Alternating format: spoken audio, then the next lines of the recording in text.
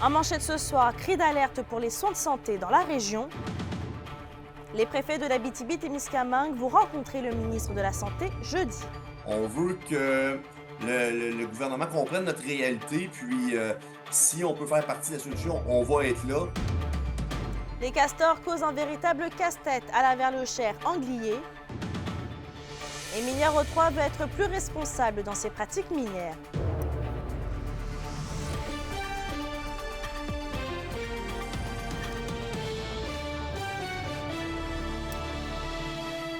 Bonsoir tout le monde et bienvenue parmi nous.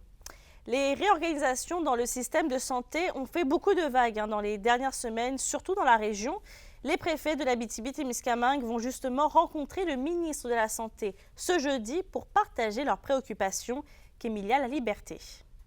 Les 5 préfets de l'Abitibi-Témiscamingue s'inquiètent gravement des réorganisations et des pertes de services en santé dans la région. C'est ce qu'ils exprimeront au ministre de la Santé, Christian Dubé, ce jeudi, à l'occasion d'une rencontre organisée par la Fédération québécoise des municipalités. On veut s'assurer que, comme citoyens de l'Abitibi-Témiscamingue, on soit traités comme les autres citoyens au Québec. Là, on voit que la crise s'agrandit ailleurs, mais nous, ça fait plusieurs années qu'on est comme ça. Donc, on veut vraiment un plan de match solide, puis à long terme aussi.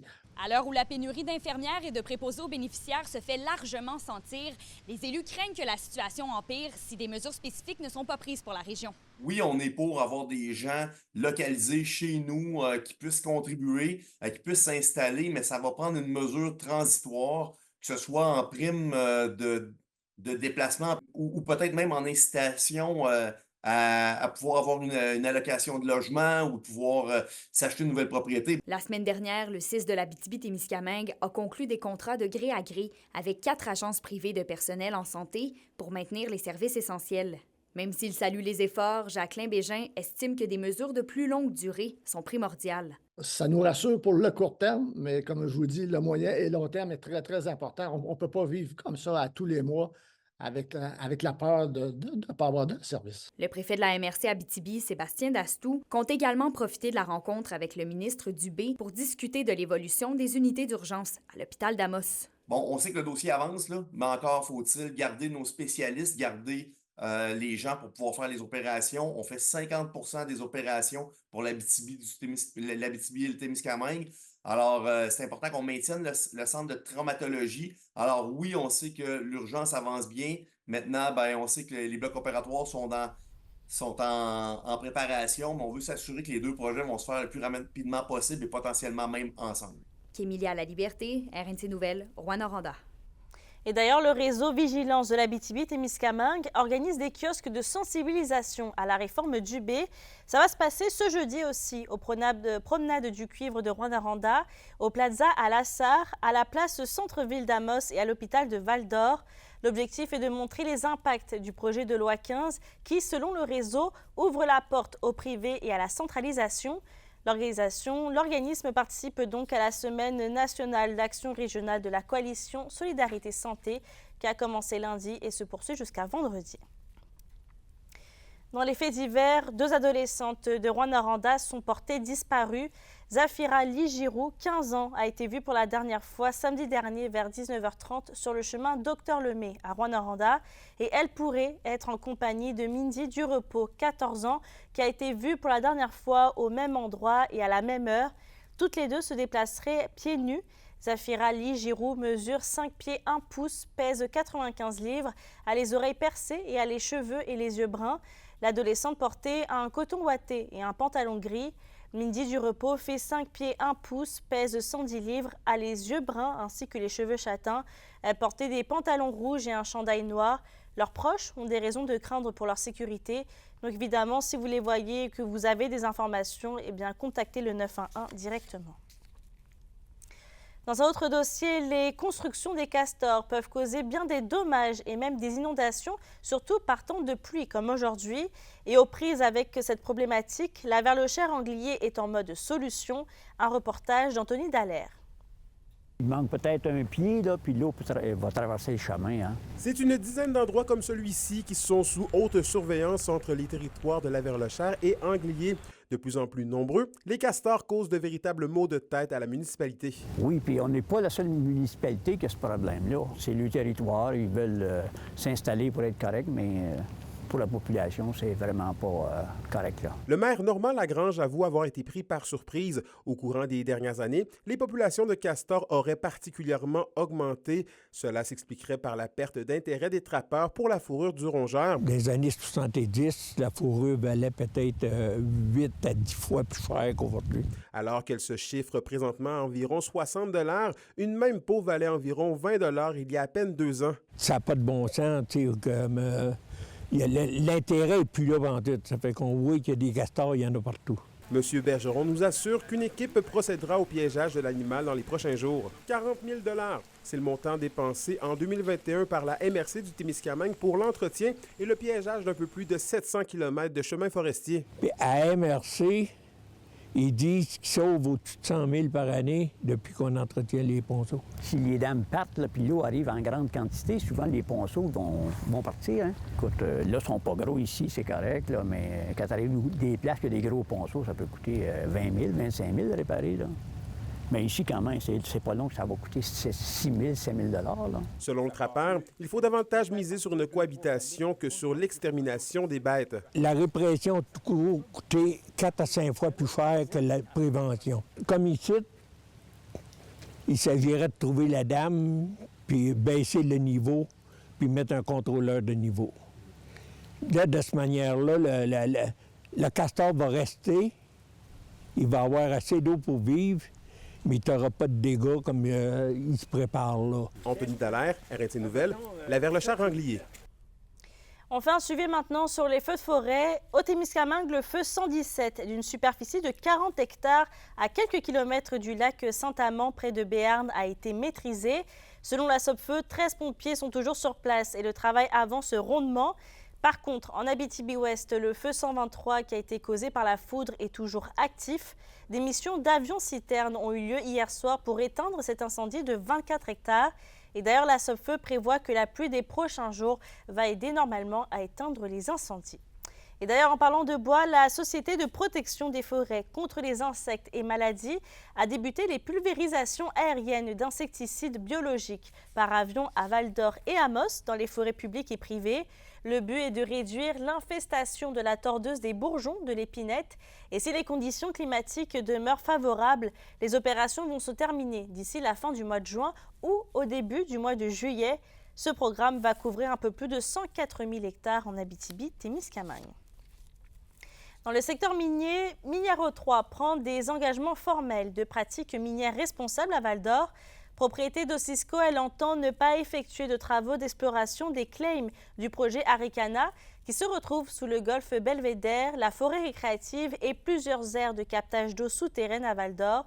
La minière, à l'œuvre dans une douzaine de projets, a investi depuis 5 ans plus de 2 millions de dollars en meilleures pratiques environnementales, de gouvernance et sociale. Nous croyons beaucoup en l'environnement, nous croyons beaucoup en le développement sain pour Val-d'Or, pour le développer de la BTB et le Témiscamingue. Donc, pour nous, nous allons continuer de poser tout notre investissement, notre cours pour le développer de la BTB Témiscamingue. Et on reste à Val-d'Or, la compagnie minière Eldorado Gold de Québec prévoit elle aussi une réduction de 24% de ses émissions de gaz à effet de serre d'ici 2030 à son gisement aurifère souterrain Lamaque. C'est une électrification des activités de l'entreprise qui soutient ses ambitions. Et selon le directeur environnement et développement d'Eldorado Gold de Québec, pour 2024, la société minière prévoit une réduction de 1700 tonnes de ses émissions de GES. Vos réponses à la question du jour TVA, une présentation de la clinique infirmière Nord-Ouest partout dans la région. Notre équipe peut vous recevoir pour un bilan de santé, une infection, le suivi de maladies chroniques et bien plus. Contactez-nous pour plus d'informations ou visitez notre site web. Et à la question du jour, on vous demandait, trouvez-vous que les compagnies minières en font assez pour réduire les gaz à effet de serre? Bon, malheureusement, on a eu un petit problème technique, donc on n'a pas pu avoir les résultats. L'Université du Québec en Abitibi-Témiscamingue dévoile des détails concernant son futur projet d'agrandissement à Rouyn-Noranda. L'UQAT souhaite effectuer la construction d'un bâtiment de 3000 mètres pieds carrés à côté de son pavillon principal.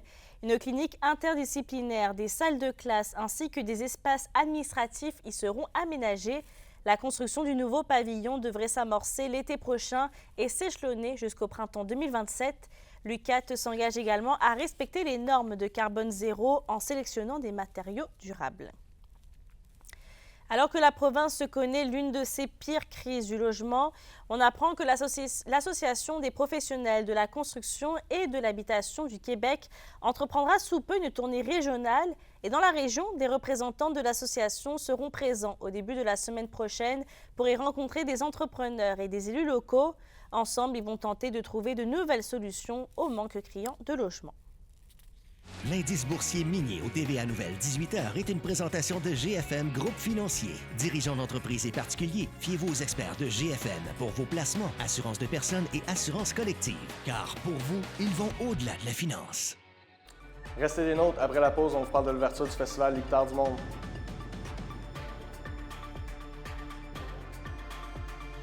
Les SADC de l'Abitibi-Témiscamingue et du nord du Québec vous présentent la bonne nouvelle économique TVA. Le cœur était à la fête lors de la 8e édition du banquet médiéval de Beer Wine tenu à Barrault en avril. Près de 140 convives se sont réunis lors de cette soirée animée de musique, danse, jeux et repas thématiques. Cette activité est organisée annuellement par la Maison des jeunes Le KO. Les profits réalisés permettront l'organisation d'activités pour les jeunes de la localité.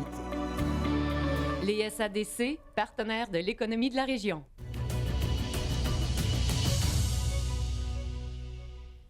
Geneviève Carrier, une résidente de Rouyn-Noranda de 47 ans, vit quotidiennement avec les douleurs provoquées par la maladie de Lyme depuis maintenant 10 ans.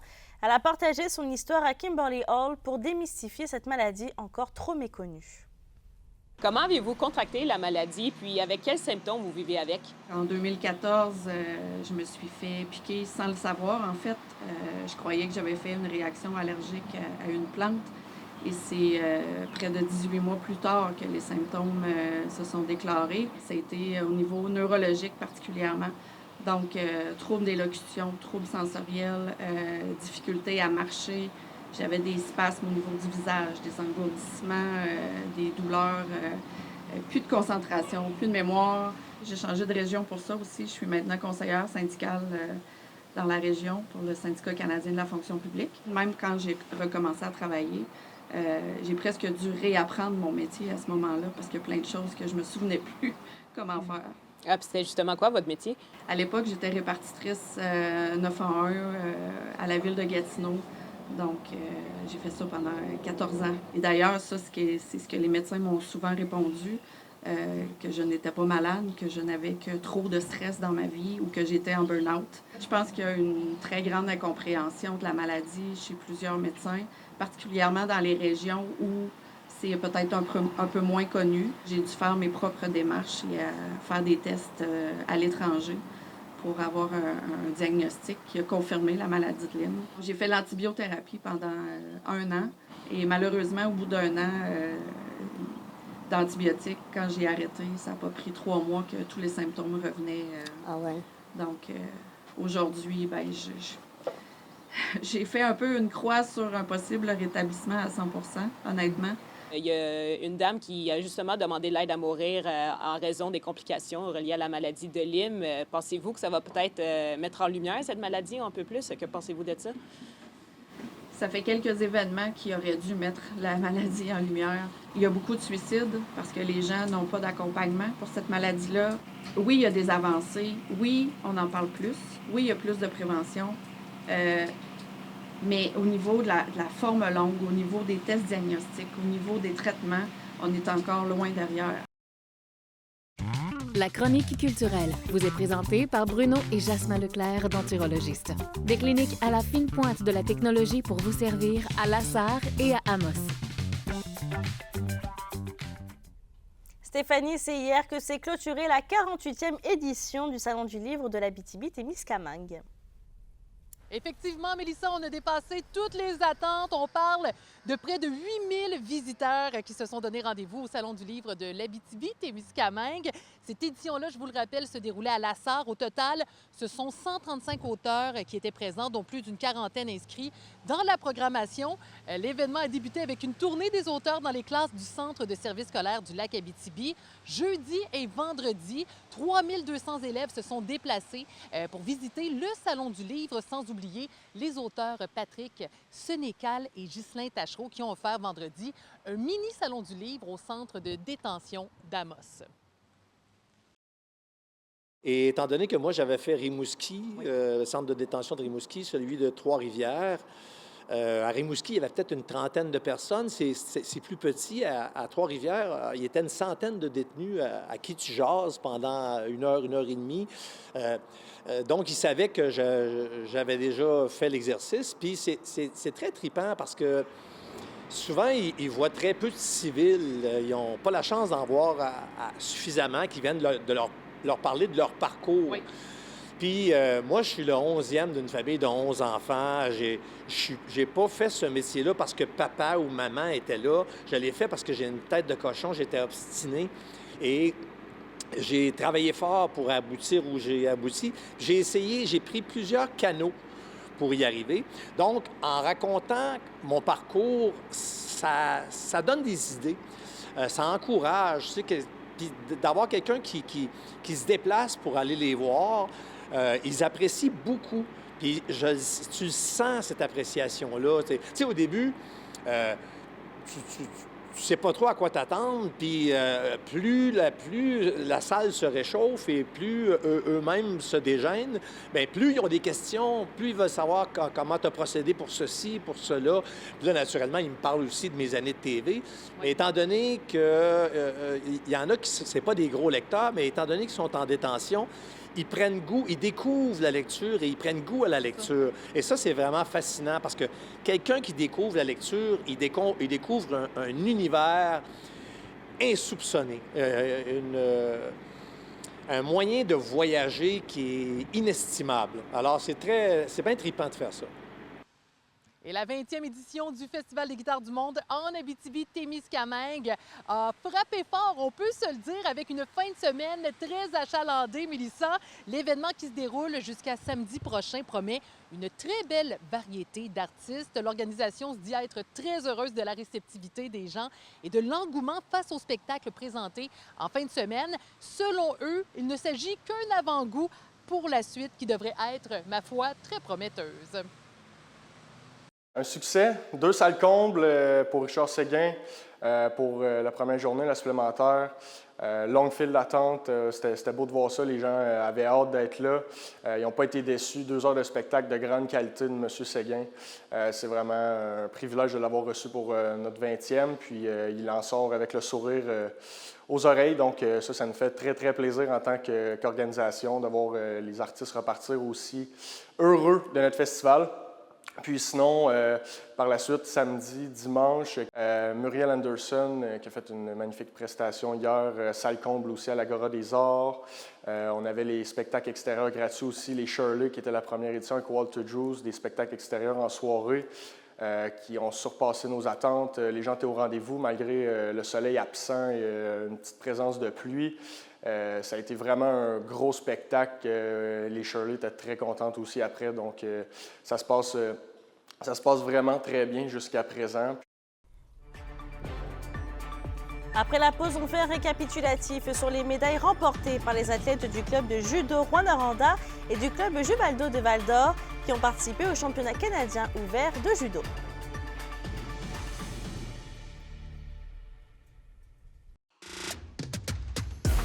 Les sports vous sont présentés par Thibaut GM, votre concessionnaire de confiance à Rouyn-Noranda, là où qualité et choix se rencontrent. Les athlètes du club de judo Rouyn-Noranda et du club Juvaldo de Val-d'Or ont participé au championnat canadien ouvert de judo la fin de semaine dernière à Montréal. Le club de judo de Rouyn-Noranda remporte 3 médailles. Zach Menville et Thomas Varolin et Christophe Saint-Godard sont tous les trois montés sur le podium. Et chez les seniors, Guillaume Gaulin, il s'est mérité le titre de champion canadien. Le Val-d'Orient d'origine s'entraîne maintenant avec l'équipe nationale à Montréal. Et si ce triomphe n'aura malheureusement pas d'incidence sur la sélection olympique de cette année, Guillaume Gaulin garde le cap sur les Jeux de 2028. Je suis très fier. C'est un combat qui était très difficile. La compétition était... C'est sûr que je voulais la première place. Puis je suis très content de l'avoir eu parce que mon combat contre moi, c'était un très beau combat. Un combat assez difficile aussi. Il a scoré un Wazari au début du combat. Fait que, à partir de là, je savais qu'il fallait que je commence à attaquer plus parce que j'étais vraiment dans le trouble. J'ai réussi à prendre une bonne grippe au-dessus du dos, entre la tête et l'épaule. Puis j'ai réussi à le projeter sur son dos. Donc, j'ai gagné directement le combat avec la ça. météo, une présentation de Nicole Auto de la Sarre, la capitale du pick-up. Vous y trouverez toujours le meilleur choix, toujours le meilleur prix. À la météo, Stéphanie, le soleil va bientôt revenir. Oui, cependant, Mélissa, pour ce soir et cette nuit, on a droit de la pluie intermittente et des risques d'orage. On parle de 10 à 15 mm de pluie au nord avec 10 degrés, 10 à 20 mm de pluie au sud avec un minimum de 11 degrés. Pour demain en Abitibi, pluie intermittente qui devrait cesser en après-midi avec un max de 16 degrés. Même chose pour le Témiscamingue avec un maximum de 15 degrés et un aperçu maintenant pour mercredi. Plein soleil, on aime ça, un maximum de 15 pour l'ensemble des secteurs. Et maintenant, c'est le moment que vous attendiez tous. Merci beaucoup d'avoir été avec moi durant cette belle aventure-là. Écoutez, ça a passé vite aujourd'hui. Je vous dis à la prochaine parce que j'ai décidé de relever de nouveaux défis au sein de RNC Média du côté d'Amos. Donc, on va peut-être se croiser dans un des magasins près de chez vous. Merci beaucoup à vous également en studio. Mélissa, chef d'antenne incroyable avec un accent de feu. Je vais beaucoup m'ennuyer de vous. Merci, Mélissa. Ben oui, merci. Puis évidemment, Stéphanie, j'en profite au nom de toute l'équipe et j'imagine des téléspectateurs. Merci d'avoir fait rayonner le culturel en Abitibi-Témiscamingue. Merci de nous avoir fait rire. J'ai failli exploser à certains moments. Tu as failli m'avoir, mais bon. Puis évidemment, je sais qu'on va passer encore d'incroyables moments et on te souhaite de merveilleux défis à avoir. Donc, merci, Stéphanie. Merci beaucoup. J'aurais vraiment aimé ça, vous faire casser en ondes, mais c'est vraiment très difficile. Je donne le défi à la prochaine chroniqueuse culturelle d'essayer de vous faire craquer. Courage, bon? Courage. Bye, Steph. Salut, Mel. Et sur ce, dès demain, c'est mon collègue Anthony Dallaire qui reprendra la barre du TVA. Moi, je vous retrouve lundi prochain. Je vous souhaite une belle soirée et une belle semaine.